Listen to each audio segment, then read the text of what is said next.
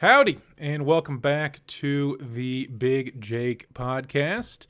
We've got a lot of things to talk to you about today. I am one day late on the recording of this podcast. I was supposed to record it yesterday, which would be April 30th, but I'm recording it today, Monday, May 1st, because I was traveling. So I'll get right into where I've been. So this last weekend, I was in Austin, Texas. I did 5 shows at East Austin Comedy Club. Austin has got a very vibrant scene, very fun scene, a lot of comedians, a lot of venues, and the East Austin Comedy Club was a blast. All 5 shows were sold out. They did it showcase style.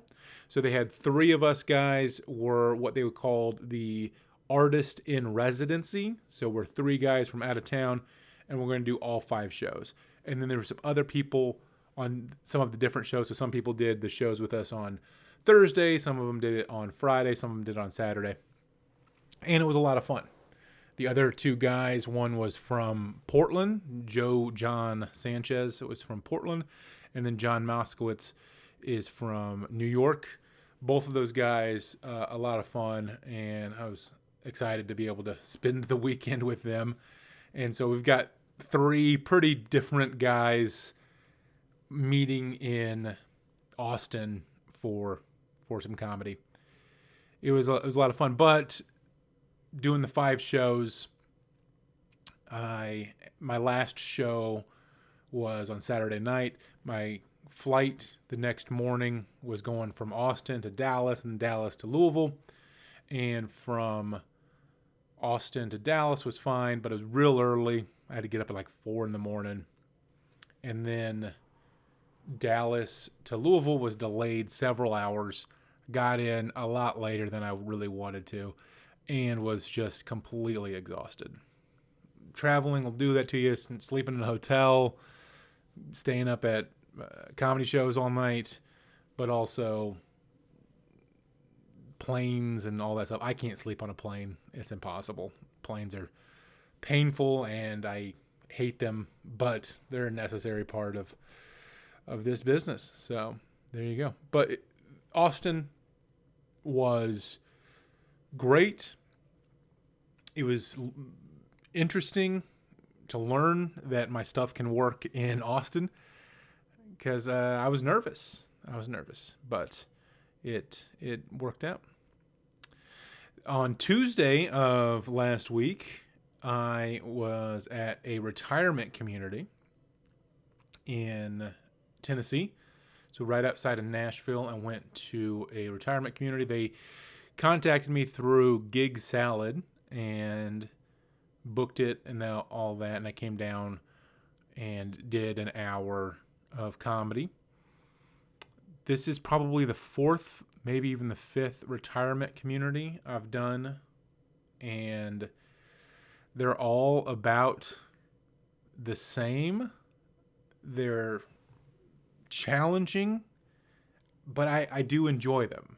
The people are very nice. They are excited that you're there. They're not 100% paying attention all the time. And, things feel a lot different. It feels a lot different talking to a group that's in a retirement community than does a comedy club. But I enjoyed it. It's interesting. The next day, maybe the day after, but definitely last week. So on Tuesday, I did a retirement community in Tennessee, and a couple days later, a different retirement community in Tennessee contacted me, wants me to come out there and do some comedy for them. So I've responded. Don't have anything on the calendar yet, but it's interesting. I don't know if I'm getting a reputation for doing comedy at retirement communities, but whatever. It's all good. I'll gladly go back. It's very challenging, and I feel like it makes me a better comedian to be able to do it in that environment. Upcoming, I've got a couple of fun shows at the Louisville Comedy Club on Wednesday and Thursday of this week. The guys, two different guys are going to be doing one-nighters, one on Wednesday and one on Thursday, and I'll be featuring for them. So it'll be a good time. I've heard that Thursday, the Thursday before the Kentucky Derby in Louisville is a crazy time, especially downtown. So Thursday, they call it Thurby, I think. And so there might be a few people doing a few things downtown, and maybe good crowds, maybe great crowds. We'll see. We'll see what Thursday holds. And then on Saturday, I'm going to go up to Cincinnati and do a show there. They have a long-running show. A guy named Wayne runs a long-running show called Helltown, but they're doing a clean version on Saturday, and they're calling it Heaventown, which is adorable. So I will be part of Heaventown on Saturday in Cincinnati, which is nice to do that as well. In other comedy-related news, last week was The Moth, the storytelling event, The Moth. So I went to it about a month ago, and then the second time it was here and I was aware of it was last Tuesday. My plan was to go. I wrote my story. I didn't have it as well crafted as I really wanted it, but I wrote it, and I went to an open mic on Monday. I went to Planet of the Tapes open mic, and I did my story, and I hated it. I hated telling it. I thought it was gross. I didn't like it at all. I was just not into it. And then the next day, I went to the retirement community, did an hour of comedy, then had to drive about 2.5 hours back home, basically rushing the whole time. Once I got here, I could have, had dinner real quick and then gone out to the Moth, but I was just not loving my story. So I skipped it. This month, I have a few things in the hopper. What I'm doing is going to try to do little comedy experiments. That's my goal, at least. It's May 1st, so we'll see how many comedy experiments I'm able to perform. And if you are interested, you can check out my main YouTube channel, and that's where I'm going to put most of them, and you'll be able to see what I'm talking about. So I have a few different ideas. I'm not going to let too much out of the bag right here, but going to do some comedic experiments.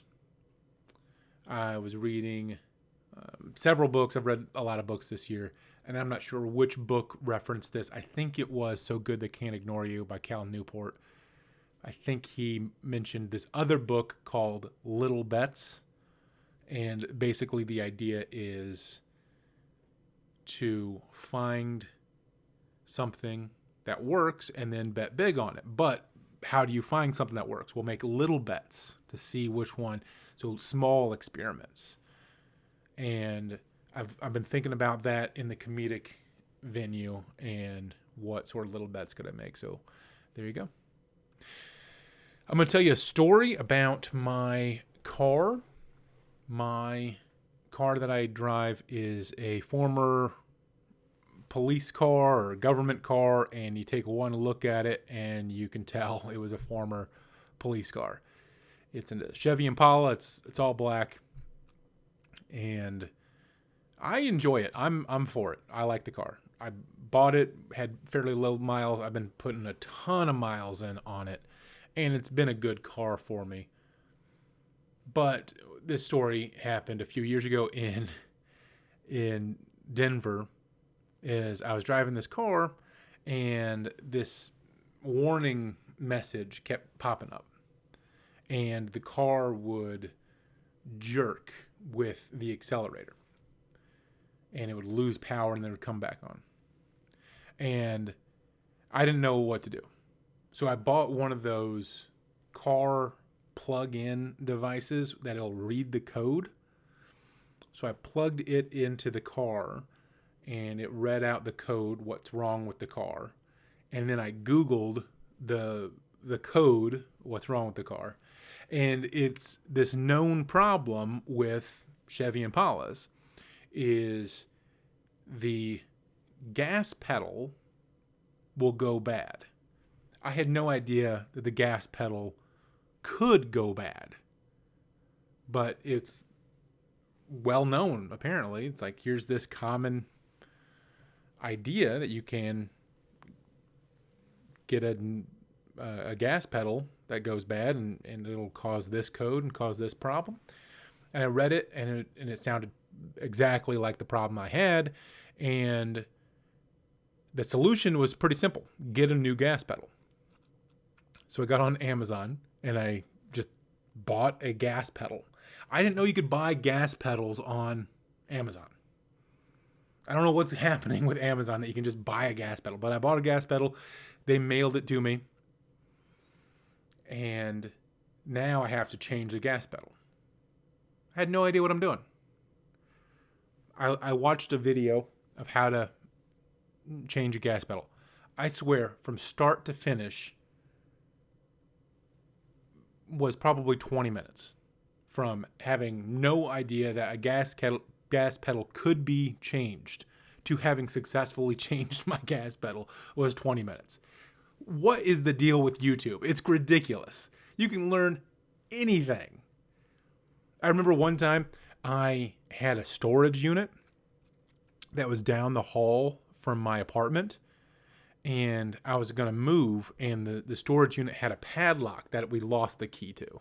We didn't know where the key to this padlock was. So I Googled how to pick a lock, and it showed a couple of different ways to do it. And I was able to pick the lock within just a couple minutes.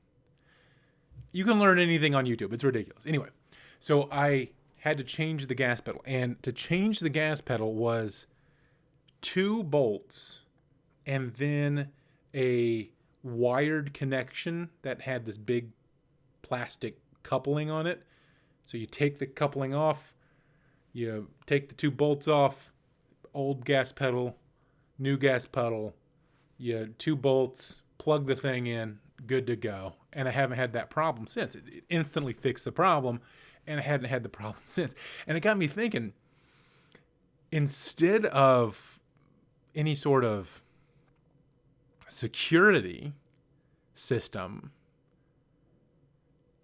it would be really, really easy to just remove the gas pedal. I mean, first of all, I thought of it as like a prank. Like if your buddy comes out to his car and he's about to try to drive away in his car and there's no gas pedal, like it's just gone, that would be pretty funny. But I also thought of it from like a security standpoint.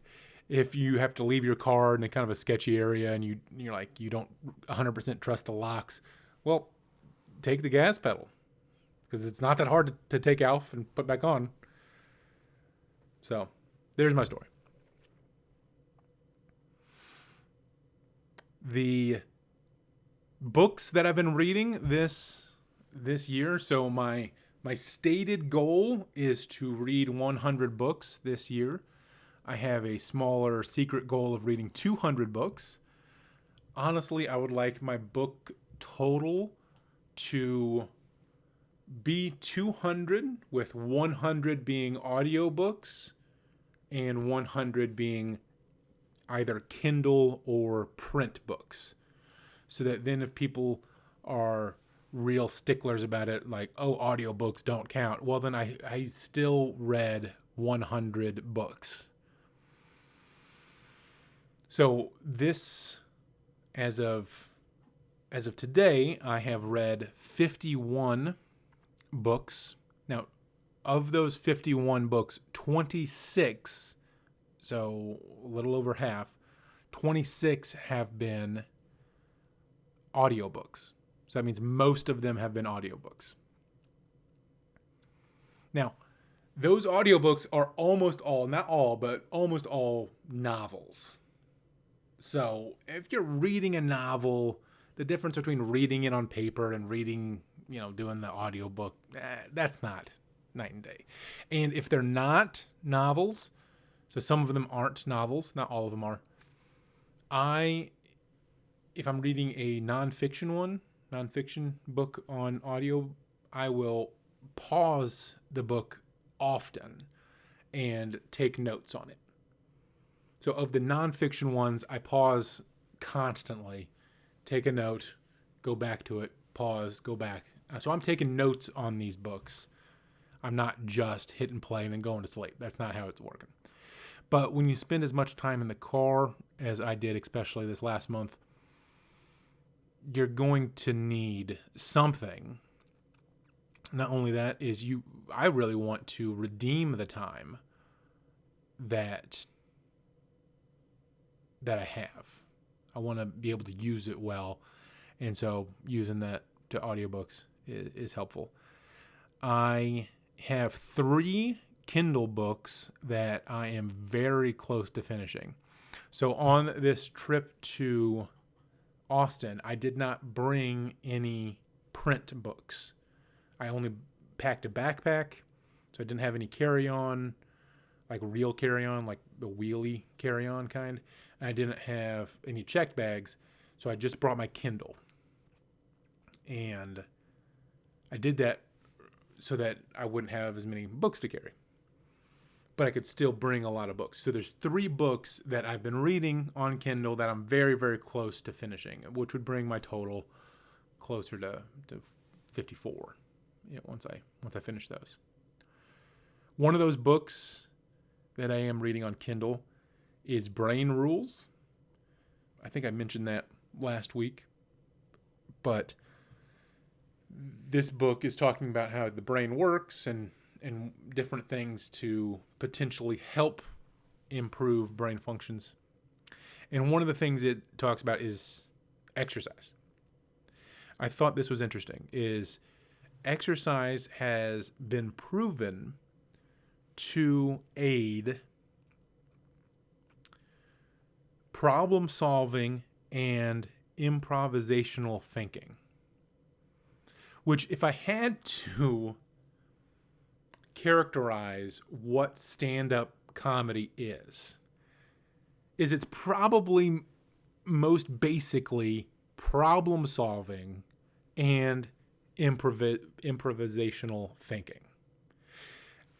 I remember when I started doing comedy and started doing improv comedy and then stand-up, that's the way I thought of it, is almost from a formulaic or mathematical perspective, where I've got to figure out how to put these words in a particular order.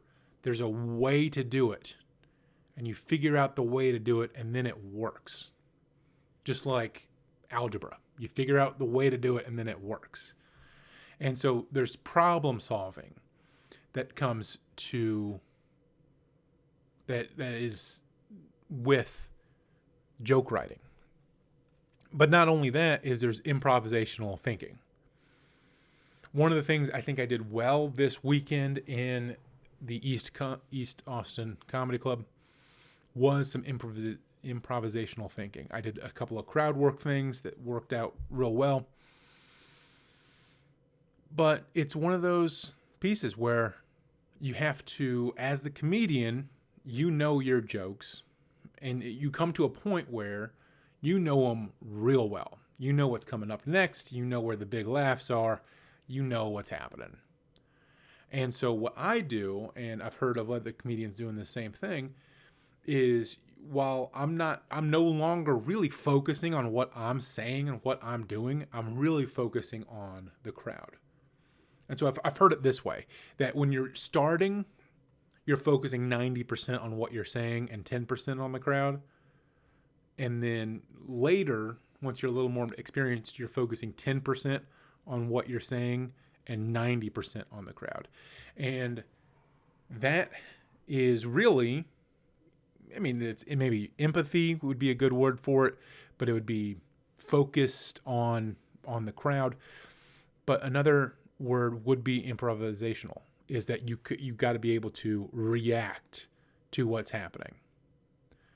And it's interesting that this book talks about exercise helping in problem solving and improvisational thinking. Because like I said, that would be what comedy is. So is this book arguing that to be a better comedian, you need to exercise? It seems to be arguing that. I don't know if that'll make me exercise. Today, I've got about 12,000 steps. So, hey, killing it today. So, as far as the diet goes, I'm doing okay. You know, when I'm traveling as much as I'm traveling, it's tough to really stay on schedule. I've got my plan for May, and my plan for May is to eat in a keto way, except on Sundays, and have Sundays as kind of a cheat day, and see how that works out. So, not doing terrible, not doing great, just kind of in the middle, whatever. Not hating it. It's just what it is. I did go grocery shopping earlier today and got some stuff that I'm excited to do and excited to eat for keto. The wheelchair commercial bit, I've been talking about that for a few weeks. I did it at one of the shows in Austin, and it went okay. Not great, but it went okay. It was a solid bit. Now, if I think through that set, it might have been the worst or second worst bit that I did in that set. However, the whole set was very good. So it was one of the weaker bits in a very strong set. So I'd like to raise its game a little bit. So I'll keep working on that. One of the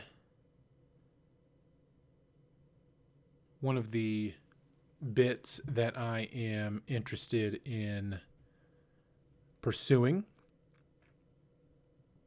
is something that happened this weekend, where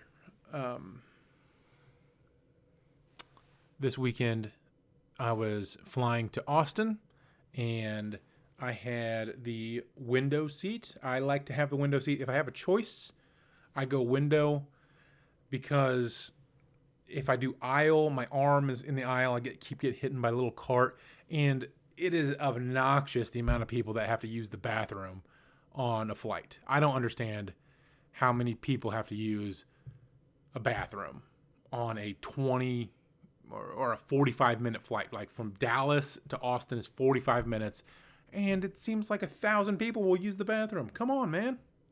It's not that big of a deal. Even Louisville to Dallas is only 2 hours. You knew where you were going to sit for the next 2 hours, man. And I get if it's a couple, but it's not. It's dozens of people are using the bathroom. So if you're in the aisle, you're constantly getting run into, especially if you're a big guy. So I was in the window seat, and the next to me was in the middle seat was a young gal who is traveling to Thailand. And I don't know anything else about her. I didn't ask her that. The guy on the aisle asked her that, and I just heard it. I didn't speak a single word to her. But as we're flying, we're going there, and I had the armrest pulled up. So I sat in the seat first, and I pulled the armrest up. While we're flying, she put the armrest down. That's fine. That's a communal armrest. I get it. If you want the armrest down, put the armrest down. I don't care. But as we're approaching the landing, I think we were coming from Louisville to Dallas. As we're approaching the landing, she reaches over me and opens the window, like the shade to the window. I've never experienced that before. Maybe that's super common. I don't know. It felt weird. It was one thing if she said to me, hey, do you mind if you open the window? But she just opened it. Reached across me. It's a different world we're living in. I don't know.